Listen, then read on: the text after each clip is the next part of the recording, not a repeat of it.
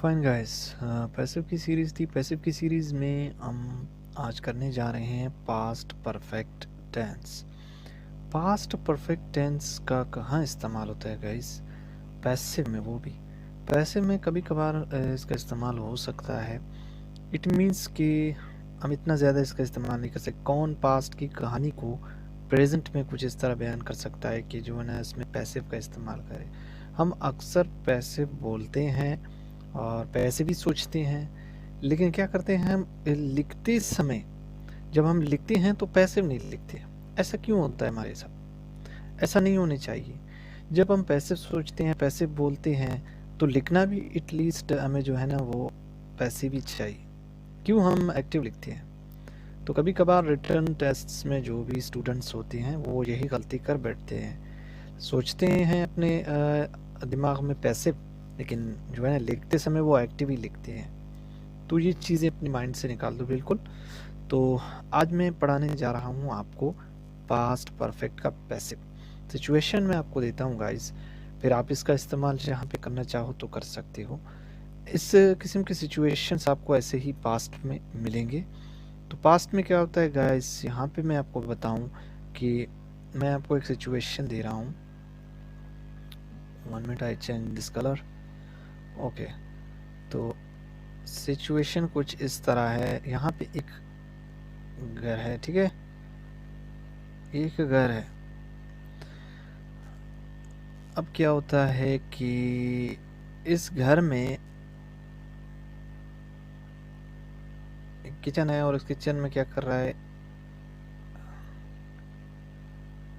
यहाँ पे एक लेडी है, ठीक है, लेडी। और ये लेडी क्या कर रहा है, कॉल कर रहा है, अपने हस्बैंड को कॉल कर रहा है, ठीक है। अपने हस्बैंड को कह रहा है कि आज तुम जल्दी घर आओ, आज तुम जल्दी घर आओ, तो हम यहाँ बैठ के, यानी कि हम घर में आज खाना खाएंगे, आज शाम का खाना हम घर में खाएंगे। तो ये लेडीज़ अपनी जो हस्बैंड है उसको फ़ोन कर रहा है। तो इसका हस्बैंड कहाँ होगा? इसका हस्बैंड होगा इस ऑफिस में, ठीक है, तो काम कर रहा होगा फ़िलहाल। और कॉल को रिसीव भी किया है कि उसे आज घर जल्दी भी जाना है। सडनली इसे क्या होता है, लेट होता है। लेट होता है जब ये इसका पास्ट टाइम है, ठीक है। पास्ट टाइम में ये अपना कहानी कुछ बता रहा है हमें। ये ऑफिस में आकर हमें अपना कहानी बता रहा है कि कल मैं घर गया, ठीक है, मेरी बीवी ने मुझे कॉल किया, मैं घर गया। अब देखते हैं घर आते समय, जब ये यहाँ आके घर पहुँचा, ठीक है, हस्बैंड आया घर में, देखा बीवी क्या खाना खा चुकी थी और बीवी जो है ना सो चुकी थी। बीवी ने जब ये आया, क्या उस समय उसने देखा कि उसकी बीवी जो है ना खाना खा चुकी थी? जब ये घर आया उसके सामने जो खाना खाने का प्रोसेस था वो बिल्कुल कंप्लीट हो चुका था। वो खाना खा चुका था, खाना बना चुकी थी और वो सो चुकी थी, यानी कि सोने का प्रोसेस भी मुकम्मल हो चुका था। एटलीस्ट पास्ट में जब हम, हमारा जो पास्ट टाइम होता है, पास्ट में एक काम क्या होता है, कंप्लीट होता है। कंप्लीट जो मुकम्मल काम आपका होता है, हम उसके लिए क्या करते हैं, पास्ट परफेक्ट का इस्तेमाल करते हैं। तो जब ये शौहर या घर में आए तो उसने देखा कि बीवी खाना खा चुकी थी। इसका मतलब है उसे ऐसे पता चला कि जो सामने टेबल वगैरह पे खाने की जो चीज़ें थी वो नहीं थी, बिल्कुल ही हर चीज़ जो है ना, मतलब मुकम्मल हो चुका था, फिनिश हो चुका था। वो काम, खाना खाने का काम जो है ना फिनिश हो चुका था, फिर सोने का काम भी फिनिश हो चुका था। यानी कि इसके शौहर के आने से पहले ये सब कुछ हो गया था। इसका मतलब है हम पास्ट परफेक्ट का इस्तेमाल वहाँ पे करेंगे जब एक काम हमसे पहले हो चुका होगा, हमने उसे नहीं देखा है अपनी आंखों के सामने। इस शौहर ने अपनी बीवी को नहीं देखा था कि वो खाना खाया है या वो सो चुका है। बस जस्ट वो घर आया, वो कहेगा I came my home, my wife had been sleep, मेरी बीवी सो चुकी थी। My wife had been eaten food, मेरी बीवी खाना खा चुकी थी। तो इसे कहते हैं पास्ट परफेक्ट टेंस। ये तो था एक्टिव में।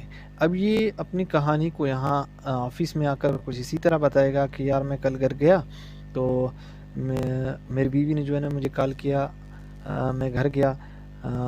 जब वो घर गया, मैं घर पहुंचा, ठीक है, मैं घर पहुंचा, मेरी बीवी खाना खा चुकी थी। तो ये हुआ आपका एक्टिव। अब इसे पैसिव कैसे बनाएंगे, आज हम पैसिव को ही पढ़ेंगे। तो वीडियो मेरा कुछ लंबा हो जाएगा, तो इसको और से समझो, क्योंकि सबसे मुश्किल जो है ना टेंस यही है, पास्ट परफेक्ट टेंस है।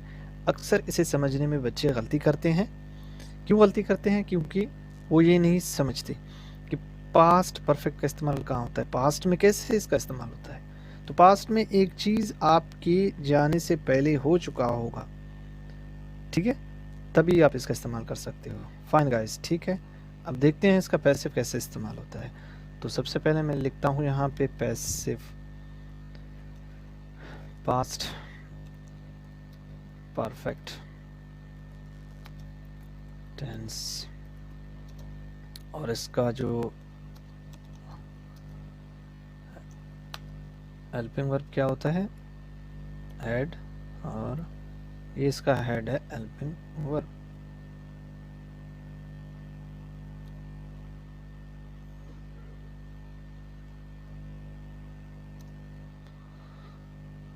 अब पैसिव में क्या होता है, पैसिव में इसका हेल्पिंग वर्ब क्या होता है, हैड बीन। हैड बीन इस्तेमाल कर सकते हो। तो कोई सेंटेंस बनाना चाहोगे तो आप बना सकते हो, कोई भी सेंटेंस है बनाओ। तो रूल आपको पता होना चाहिए, रूल में हर दफ़ा लिखता हूँ, ठीक है, आप लिख लें इसका रूल। रूल के लिए क्या होता है, सबसे पहले आपको ग्रामर टीचर कहता है कि भैया जो ऑब्जेक्ट है उसको सब्जेक्ट करो, यानी ऑब्जेक्ट को उठा लाओ। तो मैं ऑब्जेक्ट को सीधा सब्जेक्ट कहता हूँ। स्पोकन के अंदाज में मैं यही कहता हूँ कि भैया हर चीज़ हमारा सब्जेक्ट है। जब वो रिसीव करता है कोई चीज़, ठीक है, रिसीव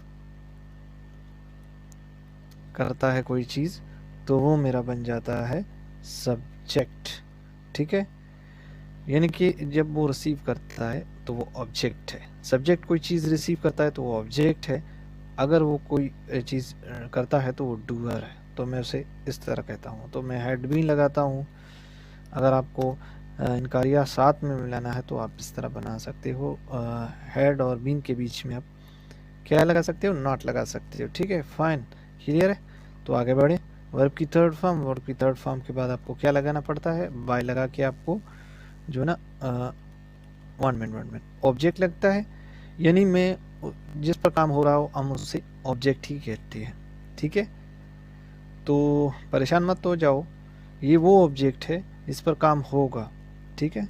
अगर आप बाय लगा के डूअर को दिखाना चाहोगे, मैं इसे डूअर कहता हूँ, यानी कि सब्जेक्ट, काम करने वाले को मैं डूअर कहता हूँ।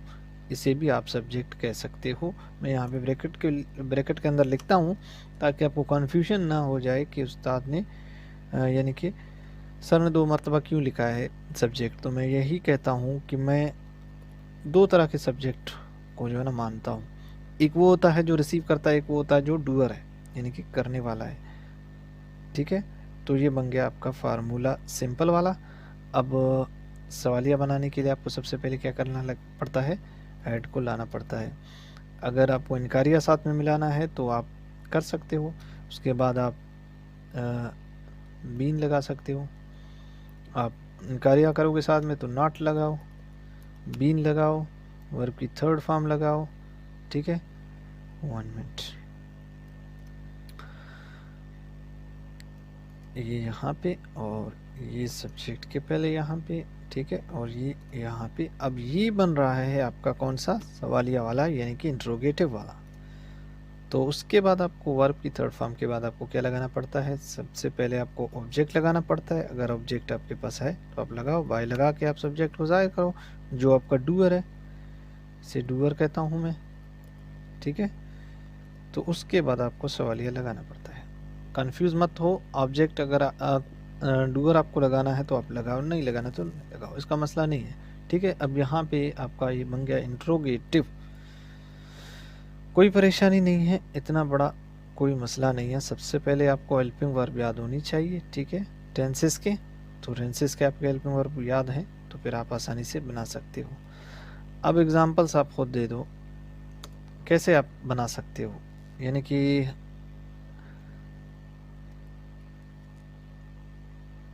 खाना पकाई जा चुकी थी।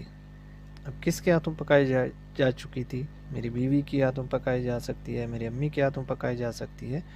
तो सिचुएशन मैंने आपको पहले बताया कि इस तरीके से इस टेंस का इस्तेमाल होता है। तो मैंने फार्मूला आपको लिख के दे दिया सिंपल का, खाना पकाया जा चुका था।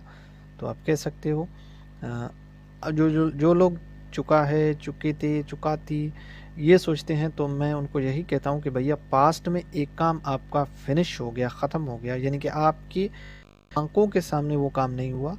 आपके मतलब आपके पहुंचने से पहले जब वो काम ख़त्म हो चुका है, तो आप उसके लिए पास्ट परफेक्ट इस्तेमाल कर लो। यही सिचुएशन कहता है, यही सिचुएशन कहता है। ठीक है, तो सिचुएशन यही था कि भैया खाना पकाया गया, खाना पकाया गया था।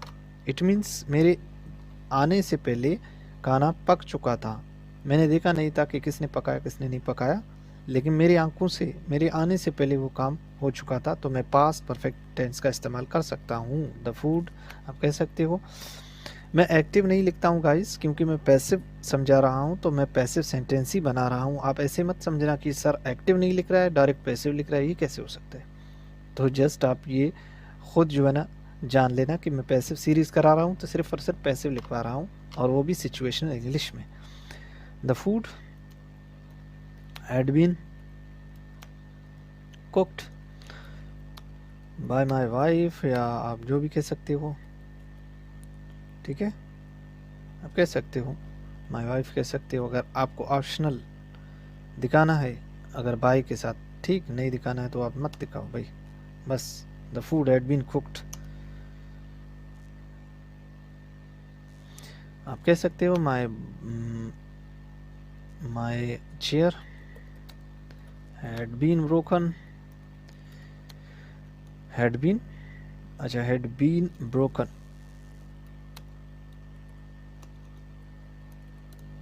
माई चेयर हैड बीन ब्रोकन, यानी कि मैं गया, मेरी कुर्सी पहले से जो है ना टूट चुकी थी। आप कह सकते हो कि माई ग्लास, अच्छा द गिलास, द लेसन आप कह सकते हो, the lesson, the movie had not been finished, the movie had not been finished। आप कह सकते हो had the movie been finished, क्या मूवी खत्म हो चुका था।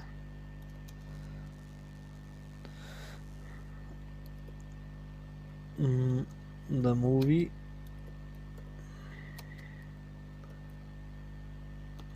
had been finished, the movie had been finished। ठीक है, अभी आप कह सकते हो कि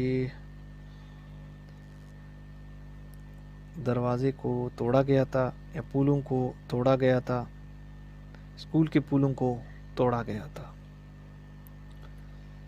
द फ्लावर्स हैड बीन, अब ये हैड बीन आपका सब में इस्तेमाल होता है, आई, वी, यू, दे, सब के साथ इस्तेमाल हो सकता है। सिर्फ और सिर्फ एक ही है हैड बीन, बस। हैड आपका पास्ट परफेक्ट टेंस का हेल्पिंग वर्ब है, और हैड बीन इसका हेल्पिंग वर्ब है। The flowers had been plucked, the flowers had been plucked।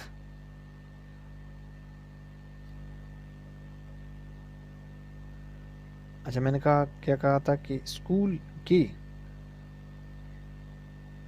The flowers of school, यहाँ पे इसको लगाना है, the flowers of school had been plucked. ठीक है, अब इस तरह कह सकते हो, flowers of school had been plucked. ठीक है, द फ्लावर्स ऑफ स्कूल, ये आप कह सकते हो कि स्कूल्स फ्लावर्स, इस तरह भी आप कह सकते हो, स्कूल्स अब ट्रॉफी लगा सकते हो। Schools, schools flowers, flowers had been plucked. किसके हाथों भैया, वो आप खुद डिसाइड कर सकते हो कि किसके हाथों तोड़े गए, वो आप खुद डिसाइड कर सकते हो। अब इसके ऊपर आपको जितने एग्जांपल्स मिलते हैं, आप 20-30 एग्जांपल्स इसकी प्रैक्टिस करें, इसके बनाएं, सेंटेंसेस बनाएं, तभी जो है ना आपको ये पैसिव जो है ना समझ आ जाएगा। पास्ट परफेक्ट का जो पैसिव है मैंने आज आपको समझाया, इसके ऊपर आप प्रैक्टिस करो, मोर एंड मोर प्रैक्टिस करो। उम्मीद करता हूँ कि आपको समझ आ चुका होगा मेरी वीडियो। मिलते हैं नेक्स्ट वीडियो में, तब तक के लिए अल्लाह हाफिज़, टेक केयर।